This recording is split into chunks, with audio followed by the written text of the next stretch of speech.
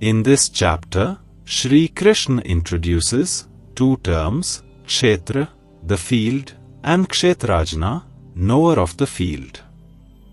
In simple terms, the field may be considered the body and the soul as the knower of the field.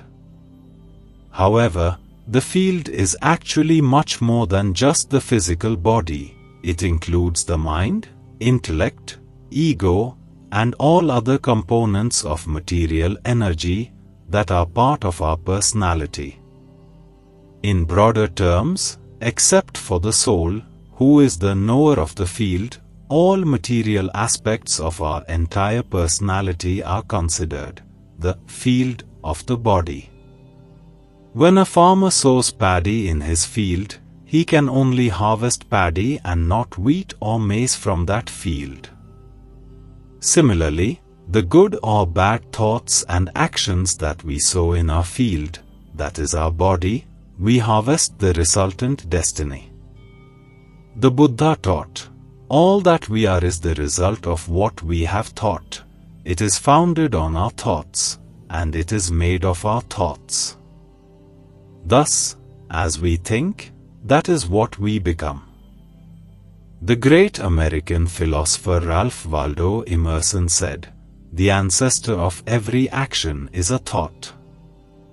Therefore, it is necessary to cultivate appropriate thoughts and actions in the field of our body. For this, we should be able to differentiate between Kshetra, the field, and Kshetrajna, knower of the field. Shri Krishna gives a detailed analysis of these two aspects of human existence. He starts by enumerating the material elements that encompass Kshetra, the field of the human body. He calls the feelings, sentiments, emotions, etc., that arise in this field, body, as modifications. And the virtues and pious good qualities purify the field and illuminate it with knowledge.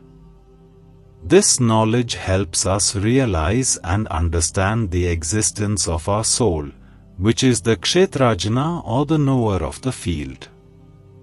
Shri Krishna then starts describing God, the supreme knower of the fields of all living creatures. He says that the Supreme Lord possesses opposite attributes at the same time, which seem contradictory. Understand that God is all-pervading in His creation, yet He sits in the heart of every living being. Thus, He is the Supreme Soul. After describing the Supreme Soul, the soul and the material nature of the living beings, Shri Krishna explains which of these is responsible for their actions. Who is responsible for the cause and effect in the universe at large? Those who understand these differences and identify the correct causes of actions are the ones who see the ultimate truth and are situated in knowledge. They do not degrade themselves by the illusions of their minds and perceive the presence of the Supreme Soul in every living being. In the same material nature, they are able to identify a variety of living beings and look at all existence pervaded by a common spiritual substratum. With this knowledge, they attain consciousness of the Brahman or God realization. Chapter 13, Kshetra Kshetrajna Vibhag Yog. Yog through distinguishing the field and the knower of the field. Arjun said, O Keshav, I wish to understand what are Prakriti and Purush, and what are Kshetra and Kshetrajna. I also wish to know what is true knowledge, and what is the goal of this knowledge. The Supreme Divine Lord said, O Arjun, this body is termed as Kshetra, and the one who knows this body is called Kshetrajna by the sages who discern the truth about both. O scion of Bharat, I am also the knower of all the individual fields of activity. the understanding of the body as the field of activities, and the soul and God as the knowers of the field, this I hold to be true knowledge. Listen and I will explain to you what that field is and what its nature is. I will also explain how change takes place within it, from what it was created, who the knower of the field of activities is, and what his powers are. Great sages have sung the truth about the field and the knower of the field in manifold ways. It has been stated in various Vedic hymns, and especially revealed in the Brahma Sutra, with sound logic and conclusive evidence. The field of activities is composed of the 5 great elements, the ego, the intellect, the unmanifest primordial matter, the 11 senses, 5 knowledge senses, 5 working senses, and mind, and the 5 objects of the senses.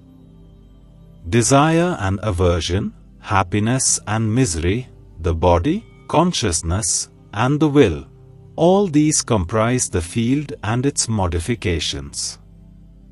Humbleness, freedom from hypocrisy, non-violence, forgiveness, simplicity, service of the Guru, cleanliness of body and mind, steadfastness, and self-control, dispassion toward the objects of the senses, absence of egotism, keeping in mind the evils of birth, disease, old age, and death, non-attachment, absence of clinging to spouse, children, home, and so on, even-mindedness amidst desired and undesired events in life, constant and exclusive devotion toward me, an inclination for solitary places and an aversion for mundane society, constancy in spiritual knowledge, and philosophical pursuit of the absolute truth.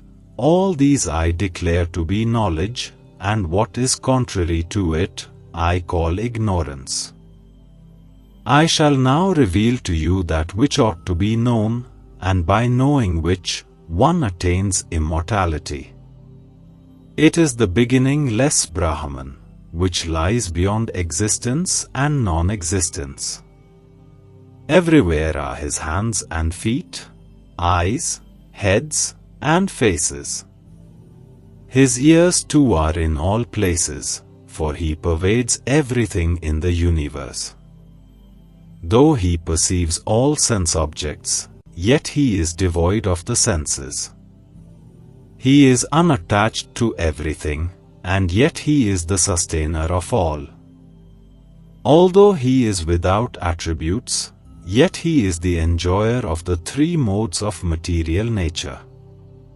He exists outside and inside all living beings, those that are moving and not moving. He is subtle, and hence, he is incomprehensible. He is very far, but he is also very near.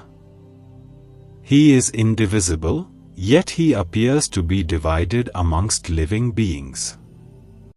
Know the Supreme Entity to be the sustainer, annihilator, and creator of all beings. He is the source of light in all luminaries, and is entirely beyond the darkness of ignorance. He is knowledge, the object of knowledge, and the goal of knowledge.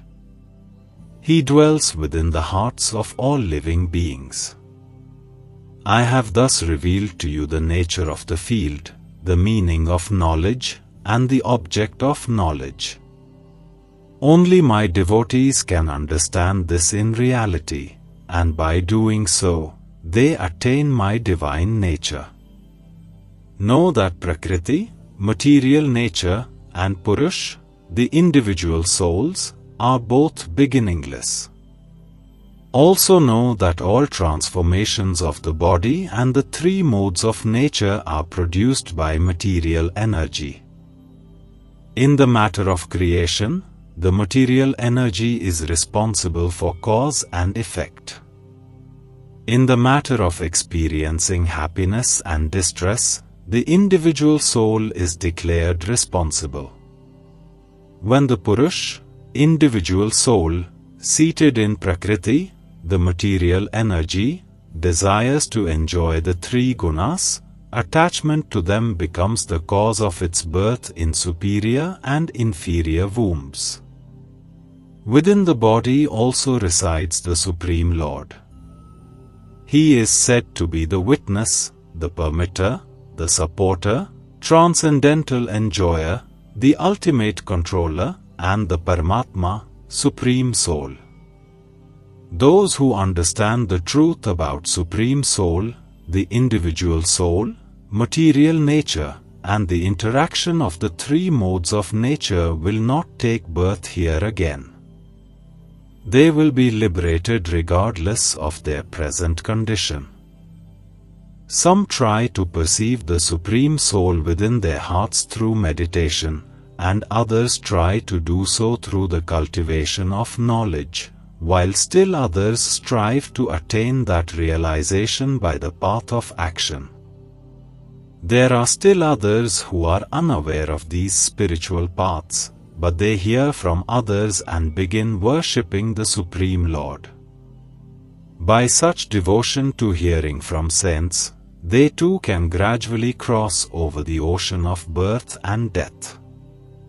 O best of the Bharats, whatever moving or unmoving being you see in existence, know it to be a combination of the field of activities and the knower of the field. They alone truly see, who perceive the Paramatma, Supreme Soul, accompanying the soul in all beings, and who understand both to be imperishable in this perishable body. Those who see God as the Supreme Soul equally present everywhere and in all living beings, do not degrade themselves by their mind. Thereby, they reach the supreme destination. They alone truly see who understand that all actions of the body are performed by material nature, while the embodied soul actually does nothing. When they see the diverse variety of living beings situated in the same material nature, and understand all of them to be born from it, they attain the realization of the Brahman. The Supreme Soul is imperishable, without beginning, and devoid of any material qualities, O son of Kunti. Although situated within the body, it neither acts, nor is it tainted by material energy. Space holds everything within it, but being subtle, does not get contaminated by what it holds. Similarly, though its consciousness pervades the body, the soul is not affected by the attributes of the body. Just as one sun illumines the entire solar system, so does the individual soul illumine the entire body with consciousness.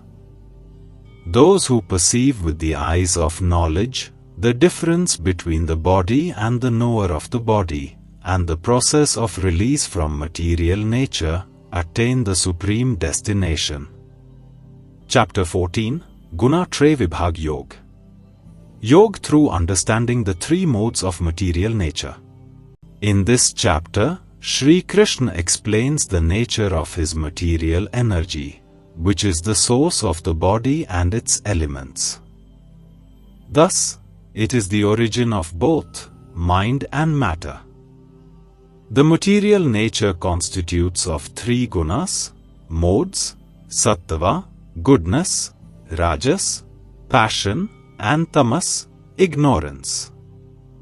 Since the body, mind, and intellect are material in nature, they too possess these three modes, and a combination of these gunas forms the basis of one's character. Peacefulness, morality, well-being, serenity, etc. are the virtues of those in the mode of goodness. Those driven by passion have endless desires and ambitions, They strive to satiate them and work towards worldly enhancement. However, those in the mode of ignorance are gripped by laziness, excessive sleep, delusion, intoxication, and other vices. A spiritual seeker needs to deal with all these three immensely powerful forces of material nature. Once the soul is able to transcend above these three modes, it attains illumination. To break free from the clutches of these gunas, Sri Krishna reveals a simple solution to Arjuna, which is to attach his mind to God. He says, since the Supreme Lord is unaffected by these three modes, whosoever attaches their mind to God also rises from the material to the divine level. Hearing this, Arjuna inquires about the characteristics of such beings who have risen above these three gunas. To answer Arjuna's query, Sri Krishna systematically elaborates on the qualities of the liberated souls. He explains that, even when they see the gunas at play in the material world, they are not disturbed and stay equipoised. They can see the effects of the gunas displaying in situations, objects, and persons. They comprehend that everything is a manifestation of God's energy, and finally, everything is under His control. Therefore, they are unaffected by worldly situations. They do not feel miserable in adversities or jubilant in triumph, and without wavering, remain situated in the self. In the end, Sri Krishna reiterates that the power of devotion has the ability to help us overcome the influence of the gunas or the three modes of material nature. Chapter 14, Guna Trey Vibhag Yog. Yog through understanding the three modes of material nature. The Divine Lord said, I shall once again explain to you the supreme wisdom, the best of all knowledge, by knowing which all the great saints attained the highest perfection. Those who take refuge in this wisdom will be united with me. They will not be reborn at the time of creation, nor destroyed at the time of dissolution. The total material substance, Prakriti, is the womb. I impregnate it with the individual souls, and thus all living beings are born. O son of Kunti, for all species of life that are produced, the material nature is the womb, and I am the seed-giving father. O mighty-armed Arjun, the material energy consists of three gunas, modes, sattva, goodness, rajas, passion, and tamas, ignorance. These modes bind the eternal soul to the perishable body. Amongst these, sattva guna, the mode of goodness, being purer than the others, is illuminating and full of well-being. O sinless one, it binds the soul by creating attachment for a sense of happiness and knowledge. O Arjun, Rajoguna is of the nature of passion. It arises from worldly desires and affections, and binds the soul through attachment to fruitive actions. O Arjun, Tamoguna, which is born of ignorance, is the cause of illusion for the embodied souls. It deludes all living beings through negligence, laziness, and sleep. Sattva binds one to material happiness, Rajas conditions the soul toward actions, and Tamas clouds wisdom and binds one to delusion. Sometimes goodness prevails over passion and ignorance, O scion of Bharat. Sometimes passion dominates goodness and ignorance. And at other times ignorance overcomes goodness and passion. When all the gates of the body are illumined by knowledge, know it to be a manifestation of the mode of goodness. When the mode of passion predominates, O Arjun, the symptoms of greed, exertion for worldly gain, restlessness, and craving develop. O Arjun, nescience, inertia, negligence, and delusion, these are the dominant signs of the mode of ignorance. Those who die with predominance of sattva reach the pure abodes, which are free from rajas and tamas, of the learned.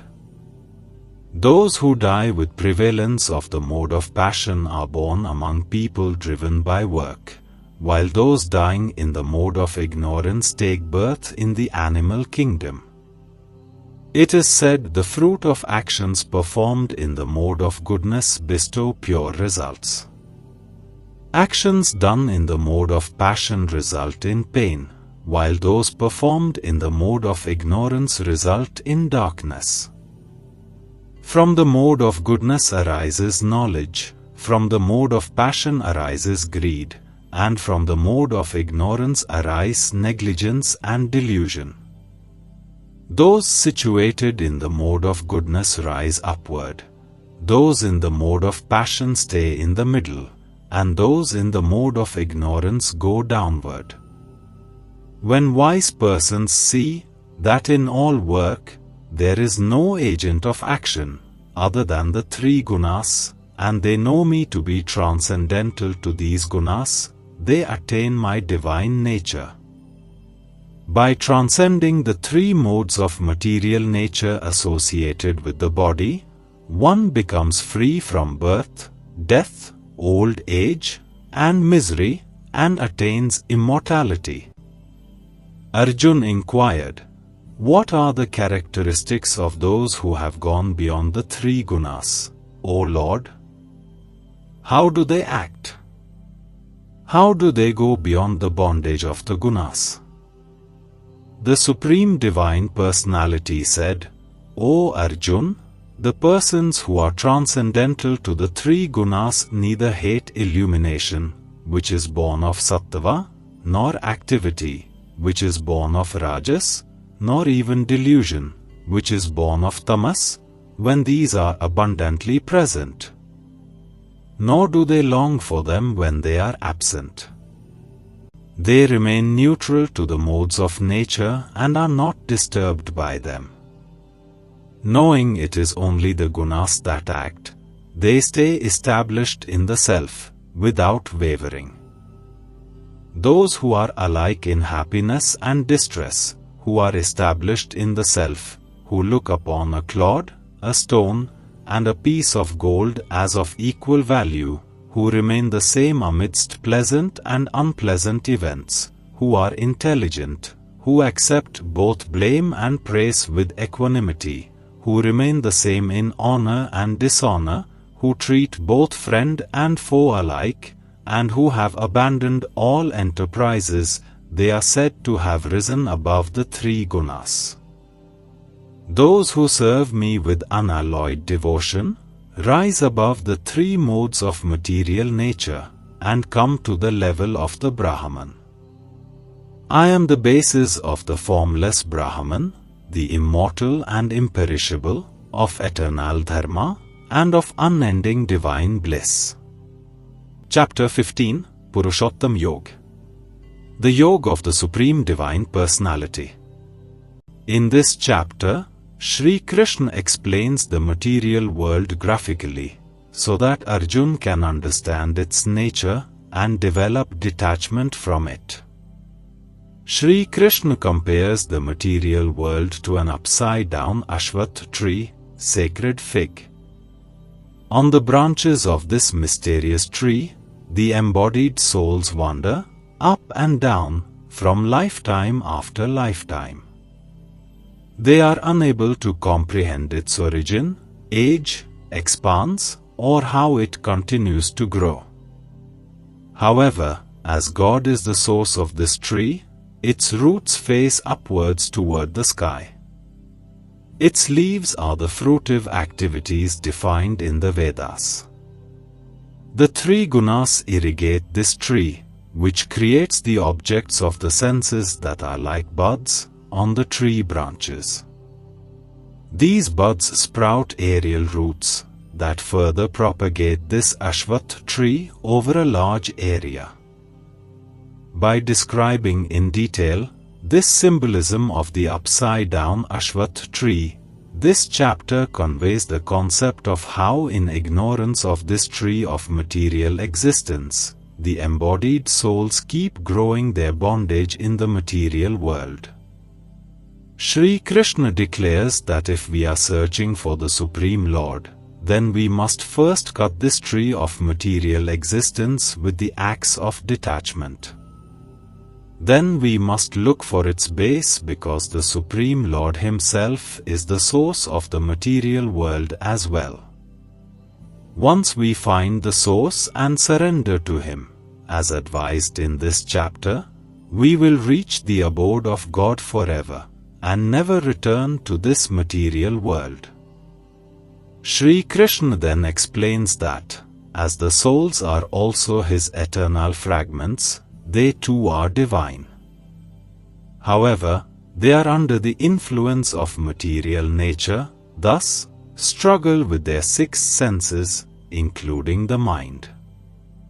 The embodied soul, ignorant of its divine nature, savors the material objects of the senses.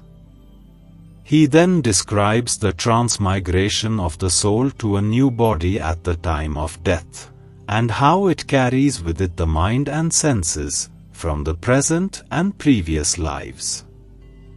The ignorant can neither perceive the presence of the soul in the body when alive, nor its departure upon death.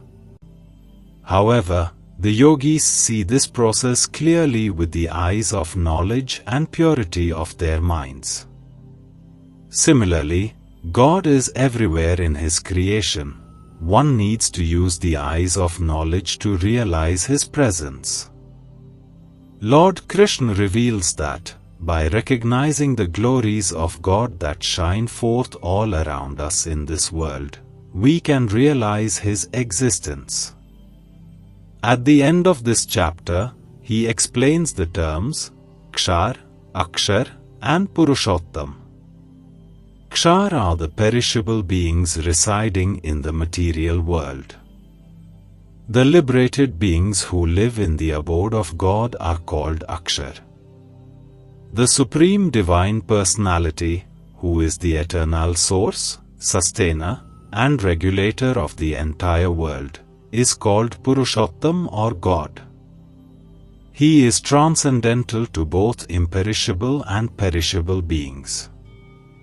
Therefore, we must worship God with complete surrender. Chapter 15, Purushottam Yog. The Yoga of the Supreme Divine Personality. The Supreme Divine Personality said, "They speak of an eternal Ashwath tree with its roots above and branches below. Its leaves are the Vedic hymns, and one who knows the secret of this tree is the knower of the Vedas. The branches of the tree extend upward and downward, nourished by the three gunas, with the objects of the senses as tender buds. The roots of the tree hang downward, causing the flow of karma in the human form. Below, its roots branch out, causing karmic actions in the world of humans. The real form of this tree is not perceived in this world, neither its beginning nor end, nor its continued existence. But this deep-rooted Ashwath tree must be cut down with a strong axe of detachment. Then one must search out the base of the tree, which is the Supreme Lord, from whom streamed forth the activity of the universe a long time ago. Upon taking refuge in Him, one will not return to this world again.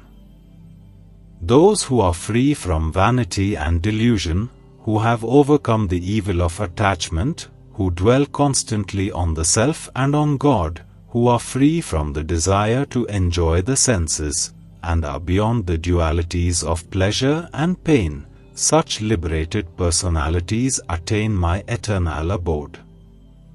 Neither the sun nor the moon, nor fire can illumine that supreme abode of mine. Having gone there, one does not return to this material world again. The embodied souls in this material world are my eternal fragmental parts. But bound by material nature, they are struggling with the six senses including the mind. As the air carries fragrance from place to place, so does the embodied soul carry the mind and senses with it, when it leaves an old body and enters a new one. Using the sense perceptions of the ears, eyes, skin, tongue, and nose, which are grouped around the mind, the embodied soul savors the objects of the senses. The ignorant do not perceive the soul, as it resides in the body, and as it enjoys sense objects, nor do they perceive it when it departs. But those who possess the eyes of knowledge can behold it. Striving yogis too are able to realize the soul enshrined in the body. However, those whose minds are not purified cannot cognize it, even though they strive to do so. Know that I am like the brilliance of the sun that illuminates the entire solar system. The radiance of the moon and the brightness of the fire also come from me. Permeating the earth, I nourish all living beings with my energy. Becoming the moon, I nourish all plants with the juice of life. It is I who take the form of the fire of digestion in the stomachs of all living beings, and combine with the incoming and outgoing breaths, to digest and assimilate the four kinds of foods. I am seated in the hearts of all living beings, and from me come memory, knowledge, as well as forgetfulness. I alone am to be known by all the Vedas, am the author of the Vedant, and the knower of the meaning of the Vedas. There are two kinds of beings in creation, the Khar, perishable, and the Akhar, imperishable. The perishable are all beings in the material realm. The imperishable are the liberated beings. Besides these, is the Supreme Divine Personality, who is the indestructible Supreme Soul. He enters the three worlds as the unchanging controller and supports all living beings. I am transcendental to the perishable world of matter, and even to the imperishable soul, hence I am celebrated, both in the Vedas and the Smritis, as the Supreme Divine Personality. Those who know me without doubt as the Supreme Divine Personality truly have complete knowledge. O Arjun, they worship me with their whole being. I have shared this most secret principle of the Vedic scriptures with you, O sinless Arjun. By understanding this, a person becomes enlightened, and fulfills all that is to be accomplished. Chapter 16, Devasur Sampad Vibhag Yog. Yog through discerning the divine and demoniac natures. In this chapter, Shri Krishna expounds on the two kinds of human nature, the saintly and the demoniac. Shri Krishna explains that the saintly nature develops in humans. By cultivating the modes of goodness, by following the instructions given in the scriptures, and purifying the mind with spiritual practices. Such behavior attracts Devi Sampatti or godlike qualities, eventually leading to God realization. Contrary to this, the demoniac nature develops by associating with modes of passion and ignorance, and materially focused lifestyles that breed unwholesome traits in human personality. This leads the soul finally to a hell-like existence. Sri Krishna enumerates the saintly virtues of those endowed with a divine nature, and then describes the demoniac qualities that should be shunned consciously. Else, these will drag the soul further into ignorance and samsara, or the cycle of life and death. In the end, Sri Krishna declares that the knowledge of the scriptures helps in overcoming ignorance and passion. They also guide us to make the right choices in life.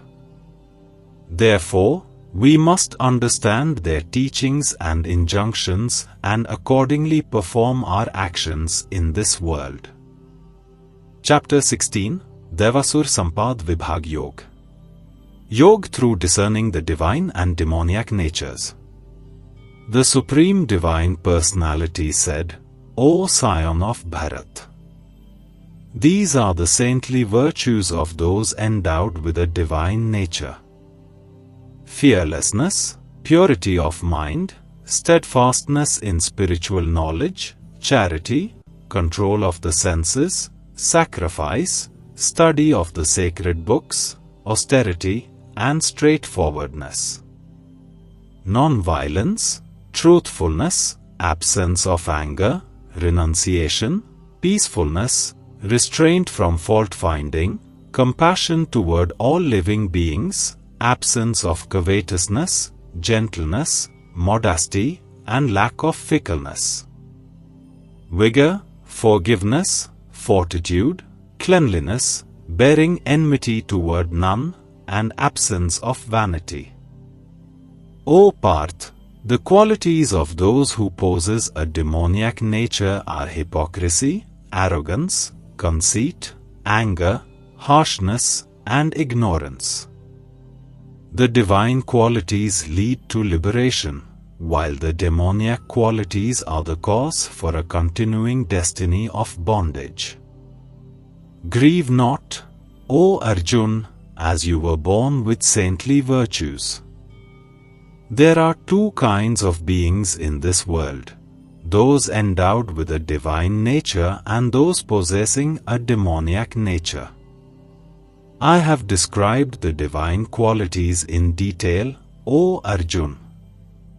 Now hear from me about the demoniac nature. Those possessing a demoniac nature do not comprehend which actions are proper and which are improper. Hence, they possess neither purity, nor good conduct, nor even truthfulness. They say, the world is without absolute truth, without any basis for moral order, and without a God who has created or is controlling it. It is created from the combination of the two sexes and has no purpose other than sexual gratification. Holding fast to such views, these misdirected souls, with small intellect and cruel actions, arise as enemies of the world, threatening its destruction. Harboring insatiable lust, full of hypocrisy, pride and arrogance, the demoniac cling to their false tenets. Thus illusioned, they are attracted to the impermanent and work with impure resolve. They are obsessed with endless anxieties that end only with death. Still, they maintain with complete assurance that gratification of desires and accumulation of wealth is the highest purpose of life. Held in bondage by hundreds of desires, and driven by lust and anger, they strive to accumulate wealth by unjust means, all for the gratification of their senses.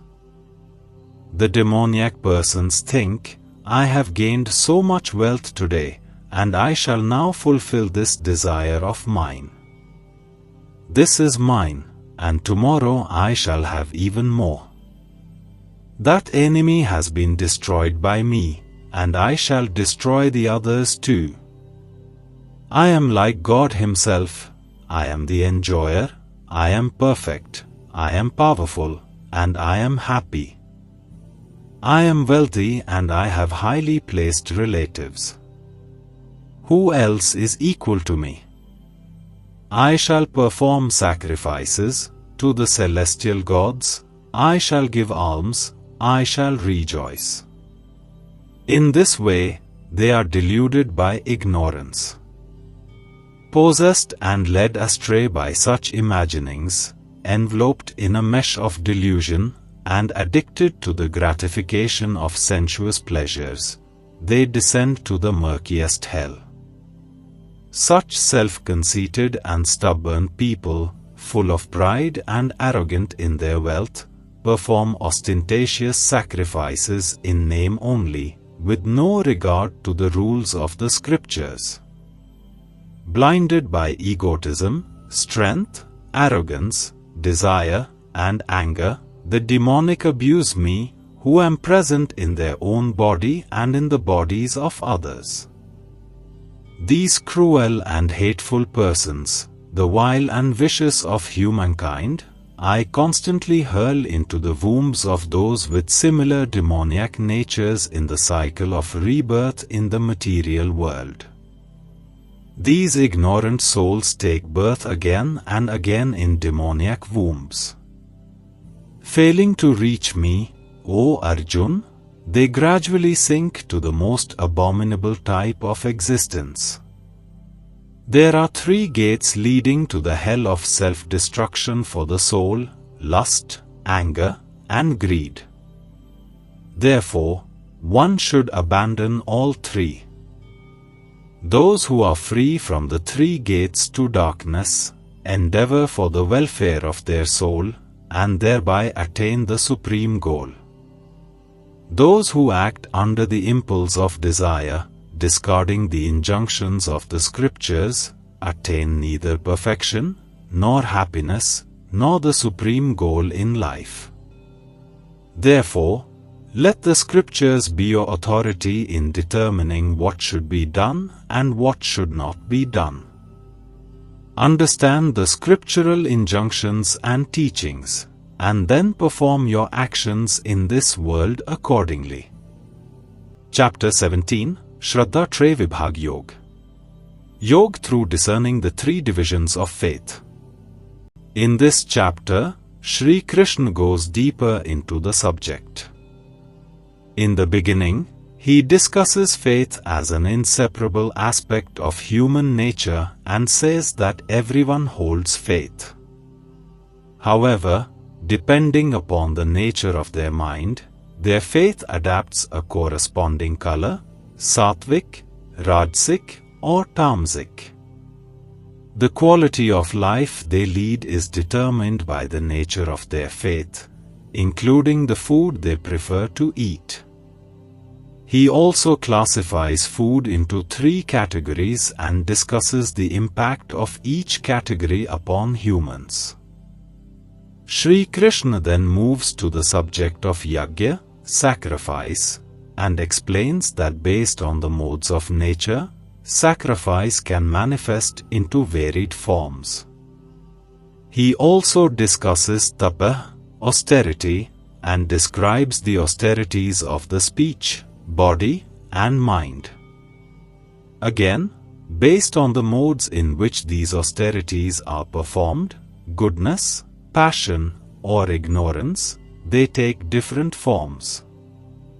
Similarly, dan, charity, and its 3-fold division based on the modes of nature are explained. Towards the end of this chapter, Shri Krishna explains the relevance and importance of the words Om Tat Sat and how these words can usher the concept of transcendence. The syllable Om is the symbolic representation of the impersonal form of God. Tat is uttered for dedicating ceremonies and actions to the Supreme Lord, and the syllable Sat signifies eternal virtue and goodness. Together these words symbolize different aspects of the absolute truth.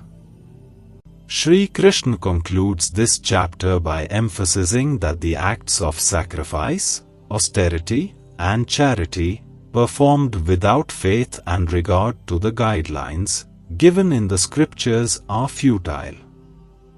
Chapter 17, Shraddha Tre Vibhag Yog. Yog through discerning the three divisions of faith. Arjun said, O Krishna, where do they stand who disregard the injunctions of the scriptures, but still worship with faith? Is their faith in the mode of goodness, passion, or ignorance? The Supreme Divine Personality said, every human being is born with innate faith, which can be of three kinds, Sattvic, Rajasic, or Tamasic. Now hear about this from me. The faith of all humans conforms to the nature of their mind. All people possess faith, and whatever the nature of their faith, that is verily what they are. Those in the mode of goodness worship the celestial gods. Those in the mode of passion worship the yakshas and rakshas. Those in the mode of ignorance worship ghosts and spirits. Some people perform stern austerities that are not enjoined by the scriptures, but rather motivated by hypocrisy and egotism. Impelled by desire and attachment, they torment not only the elements of their body, but also I who dwell within them as the Supreme Soul. Know these senseless people to be of demoniacal resolves. The food that people prefer is according to their dispositions. The same is true for the sacrifice, austerity, and charity they are inclined or predisposed toward. Now hear of the distinctions from me. Persons in the mode of goodness prefer foods that promote lifespan and increase virtue, strength, health, happiness, and satisfaction. Such foods are juicy, succulent, nourishing, and naturally tasteful. Foods that are too bitter, too sour, salty, very hot, pungent, dry, and full of chilies are dear to persons in the mode of passion. Such foods produce pain, grief, and disease. Foods that are overcooked, stale, putrid, polluted, and impure are dear to persons in the mode of ignorance. Sacrifice that is performed according to scriptural injunctions without expectation of rewards, with the firm conviction of the mind that it is a matter of duty, is of the nature of goodness. O best of the Bharats, know that sacrifice performed for material benefit, or with a hypocritical aim, is in the mode of passion. Sacrifice devoid of faith and contrary to the injunctions of the scriptures, in which no food is offered, no mantras chanted, and no donation made, is to be considered in the mode of ignorance. When worship of the Supreme Lord, the Brahmans, the spiritual master, the wise, and the elders is done with the observance of cleanliness, simplicity, celibacy, and non-violence, then this worship is declared as the austerity of the body. Words that do not cause distress are truthful, inoffensive, and beneficial, as well as regular recitation of the Vedic scriptures. These are declared as austerity of speech. Serenity of thought, gentleness, silence, self-control, and purity of purpose, all these are declared as austerity of the mind. When devout persons with ardent faith practice these threefold austerities without yearning for material rewards, they are designated as austerities in the mode of goodness. Austerity that is performed with ostentation for the sake of gaining honor, respect, and adoration is in the mode of passion. Its benefits are unstable and transitory. Austerity that is performed by those with confused notions, and which involves torturing the self or harming others, is described to be in the mode of ignorance. Charity given to a worthy person simply because it is right to give, without consideration of anything in return, at the proper time and in the proper place, is stated to be in the mode of goodness. But charity given with reluctance, with the hope of a return or in expectation of a reward, is said to be in the mode of passion. And that charity, which is given at the wrong place and wrong time to unworthy persons, without showing respect, or with contempt, is held to be of the nature of nescience. The words Om Tat Sat have been declared as symbolic representations of the Supreme Absolute Truth, from the beginning of creation. From them came the priests, scriptures, and sacrifice. Therefore, when performing acts of sacrifice, offering charity, or undertaking penance, expounders of the Vedas always begin by uttering Om according to the prescriptions of Vedic injunctions. Persons who do not desire fruitive rewards, but seek to be free from material entanglements, utter the word Tat along with acts of austerity, sacrifice, and charity. The word Sat means eternal existence and goodness. O Arjun, it is also used to describe an auspicious action.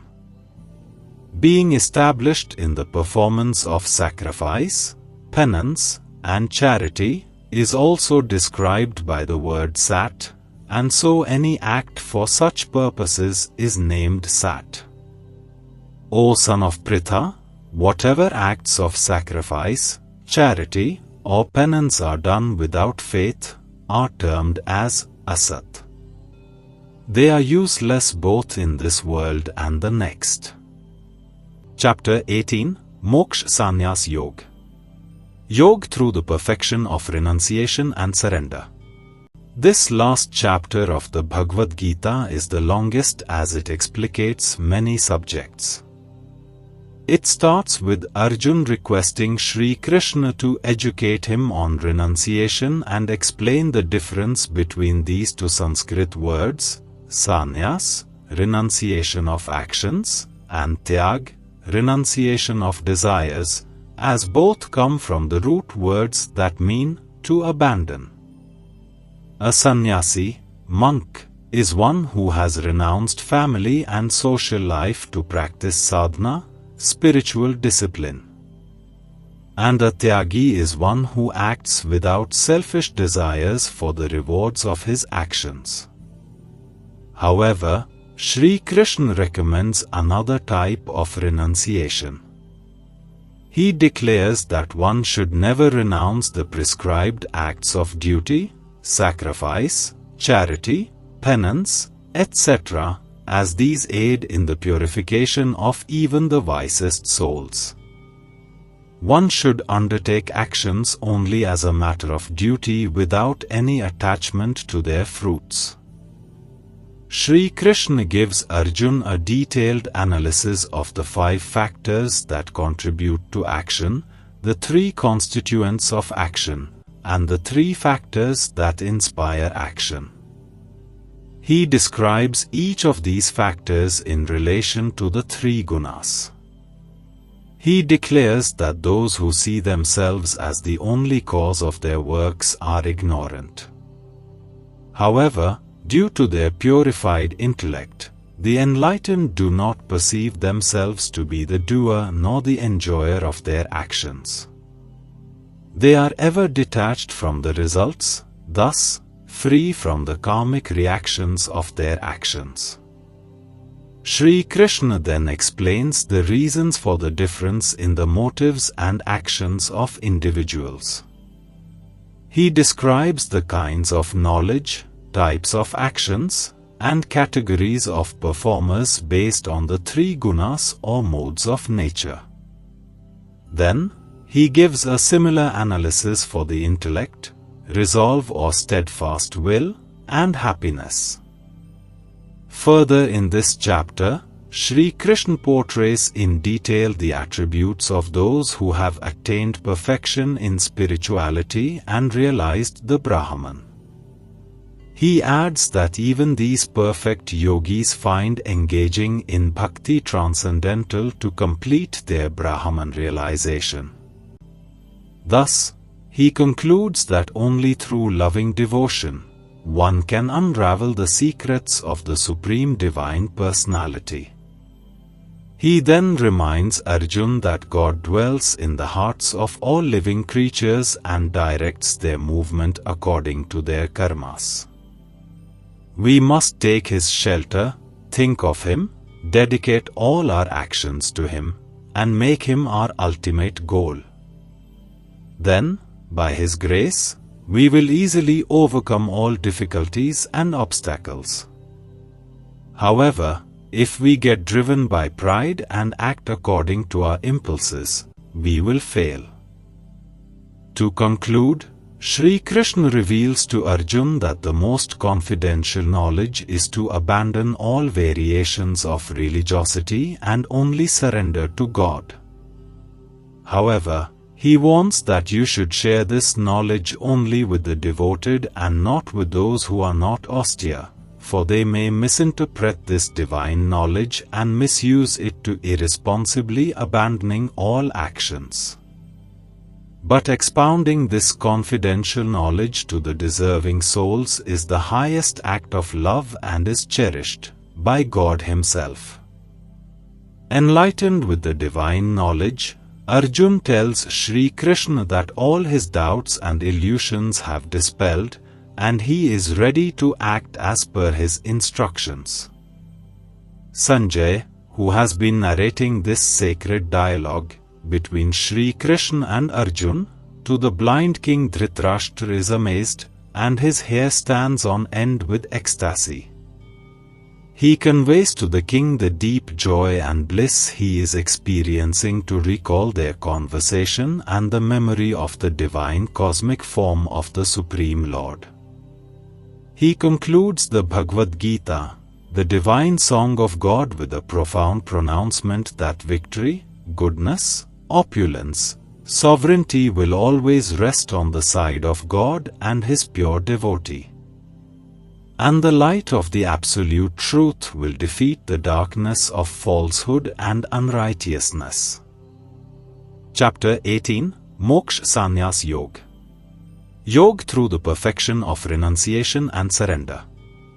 Arjuna said, O mighty armed Krishna, I wish to understand the nature of sannyas and tyag. O Rishikesh, I also wish to know the distinction between the two, O Keshanisudan. The Supreme Divine Personality said, giving up of actions, motivated by desire, is what the learned understand as sannyas. Relinquishing the fruits of all actions is what the wise declare to be tyag. Some learned people declare that all kinds of actions should be given up as evil, while others maintain that acts of sacrifice, charity, and penance should never be abandoned. Now hear my conclusion on the subject of renunciation, O tiger amongst men, for renunciation has been declared to be of three kinds. Actions based upon sacrifice, charity, and penance should never be abandoned, they must certainly be performed.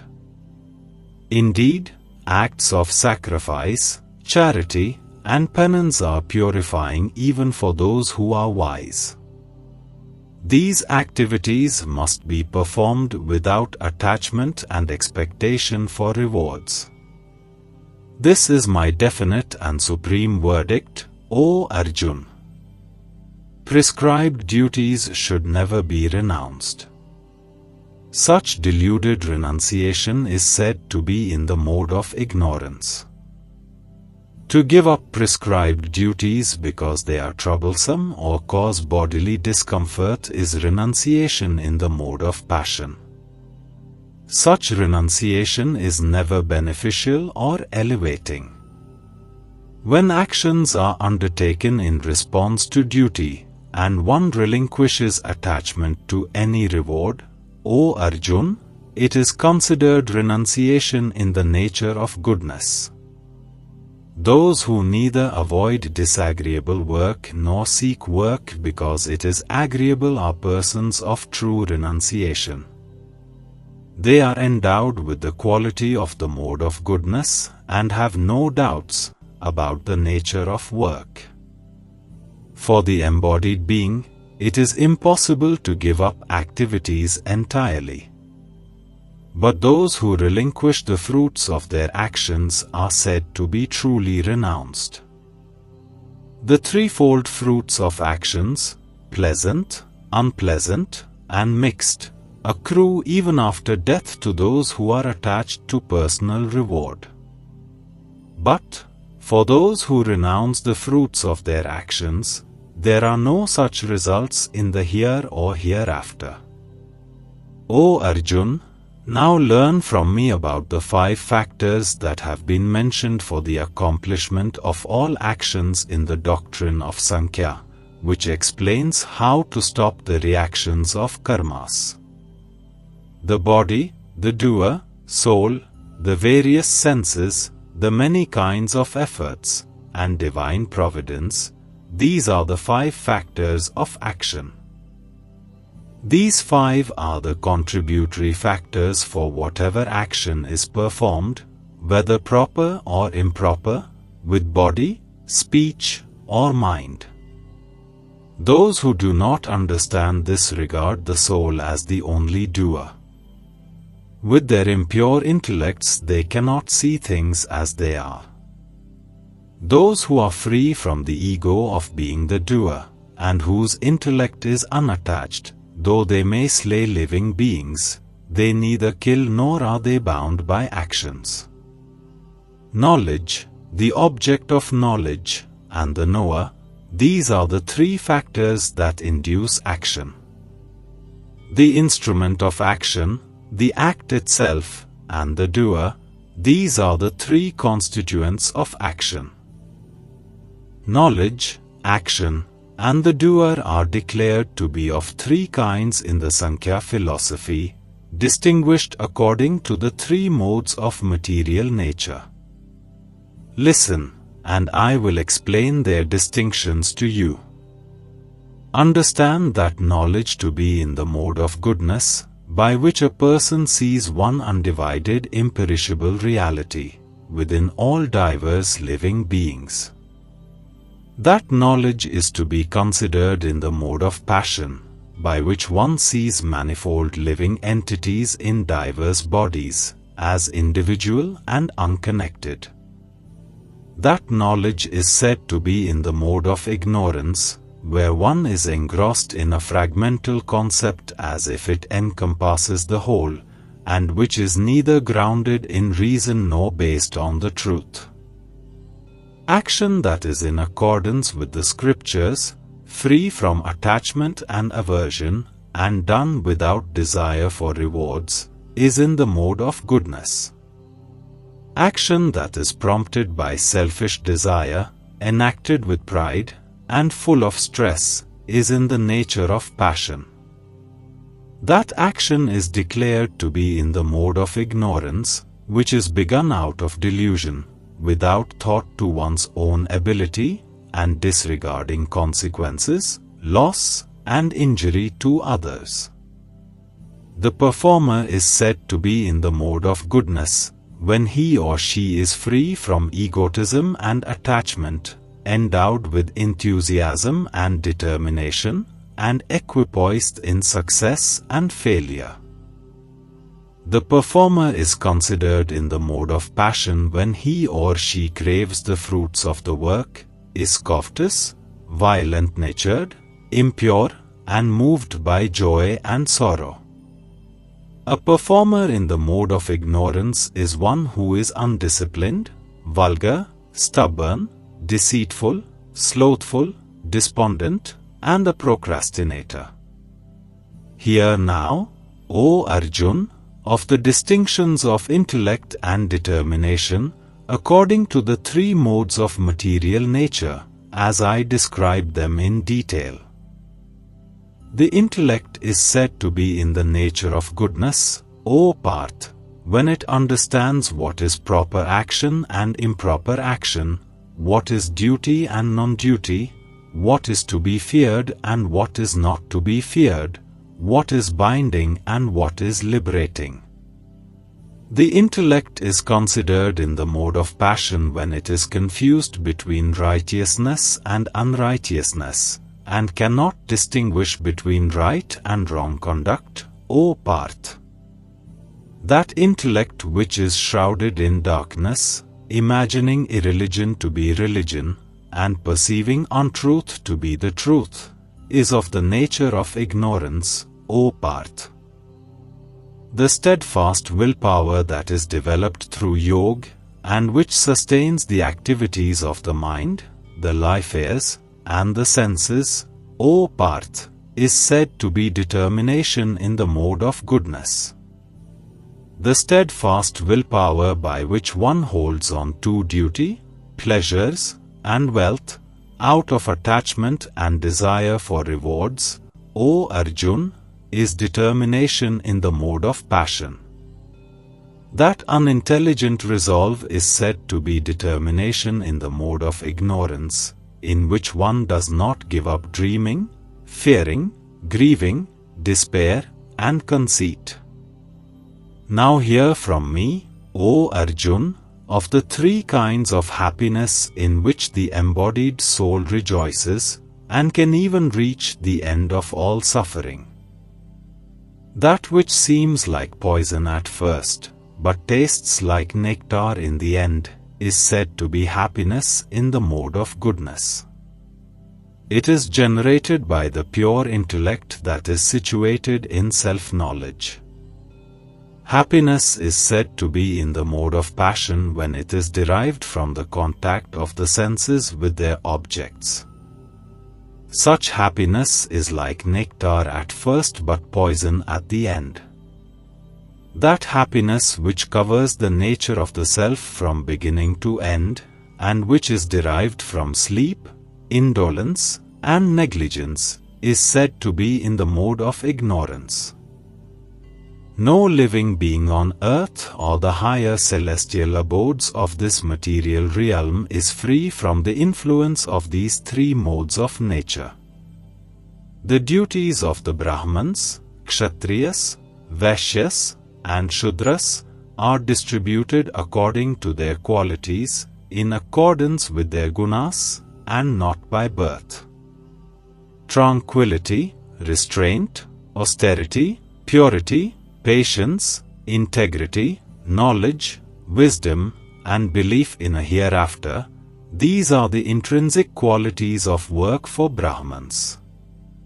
Valor, strength, fortitude, skill in weaponry, resolve never to retreat from battle, large-heartedness in charity, and leadership abilities, these are the natural qualities of work for Kshatriyas. Agriculture, dairy farming, and commerce are the natural works for those with the qualities of Vaishyas. Serving through work is the natural duty for those with the qualities of Shudras. By fulfilling their duties, born of their innate qualities, human beings can attain perfection. Now hear from me how one can become perfect by discharging one's prescribed duties. By performing one's natural occupation, one worships the Creator from whom all living entities have come into being, and by whom the whole universe is pervaded. By such performance of work, a person easily attains perfection. It is better to do one's own dharma, even though imperfectly, than to do another's dharma, even though perfectly. By doing one's innate duties, a person does not incur sin. One should not abandon duties born of one's nature, even if one sees defects in them, O son of Kunti. Indeed, all endeavors are veiled by some evil, as fire is by smoke. Those whose intellect is unattached everywhere, who have mastered the mind, and are free from desires by the practice of renunciation, attain the highest perfection of freedom from action. Hear from me briefly, O Arjun, and I shall explain how one, who has attained perfection, of cessation of actions, can also attain Brahman by being firmly fixed in transcendental knowledge. One becomes fit to attain Brahman when he or she possesses a purified intellect and firmly restrains the senses, abandoning sound and other objects of the senses, casting aside attraction and aversion. Such a person relishes solitude, eats lightly, controls body, mind, and speech, is ever engaged in meditation, and practices dispassion. Free from egotism, violence, arrogance, desire, possessiveness of property, and selfishness, such a person, situated in tranquility, is fit for union with Brahman, that is, realization of the absolute truth as Brahman. One situated in the transcendental Brahman, realization becomes mentally serene, neither grieving nor desiring. Being equitably disposed toward all living beings, such a yogi attains supreme devotion unto me. Only by loving devotion to me does one come to know who I am in truth. Then, having come to know me, my devotee enters into full consciousness of me. My devotees, though performing all kinds of actions, take full refuge in me. By my grace, they attain the eternal and imperishable abode. Dedicate your every activity to me, making me your supreme goal. Taking shelter of the yoga of the intellect, keep your consciousness absorbed in me always. If you always remember me, by my grace you shall overcome all obstacles and difficulties.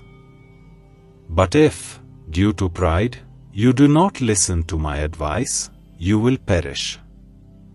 If, motivated by pride, you think, I shall not fight, your decision will be in vain. Your own nature will compel you to fight. O Arjun, that action which out of delusion you do not wish to do, you will be driven to do it by your own inclination, born of your own material nature. The Supreme Lord dwells in the hearts of all living beings, O Arjun. According to their karmas, he directs the wanderings of the souls, who are seated on a machine made of material energy. Surrender exclusively unto him with your whole being, O Bharat. By his grace, you will attain perfect peace and the eternal abode. Thus, I have explained to you this knowledge that is more secret than all secrets. Ponder over it deeply, and then do as you wish. Hear again my supreme instruction, the most confidential of all knowledge. I am revealing this for your benefit because you are very dear to me. Always think of me, be devoted to me, worship me, and offer obeisance to me. Doing so, you will certainly come to me. This is my pledge to you, for you are very dear to me. Abandon all varieties of dharmas and simply surrender unto me alone. I shall liberate you from all sinful reactions. Do not fear. This instruction should never be explained to those who are not austere or to those who are not devoted. It should also not be spoken to those who are averse to listening to spiritual topics, and especially not to those who are envious of me. Amongst my devotees, those who teach this most confidential knowledge perform the greatest act of love. They will come to me, without doubt. No human being does more loving service to me than they, nor shall there ever be anyone on this earth more dear to me. And I proclaim that those who study this sacred dialogue of ours will worship me with their intellect, through the sacrifice of knowledge. Such is my view. Even those who only listen to this knowledge with faith and without envy will be liberated from sins and attain the auspicious abodes where the pious dwell. O Arjun, have you heard me with a concentrated mind? Have your ignorance and delusion been destroyed? Arjun said, O infallible one, by your grace my illusion has been dispelled, and I am situated in knowledge. I am now free from doubts, and I shall act according to your instructions. Sanjay said, Thus have I heard this wonderful conversation between Sri Krishna, the son of Vasudeva, and Arjun, the noble-hearted son of Pritha. So thrilling is the message that my hair is standing on end.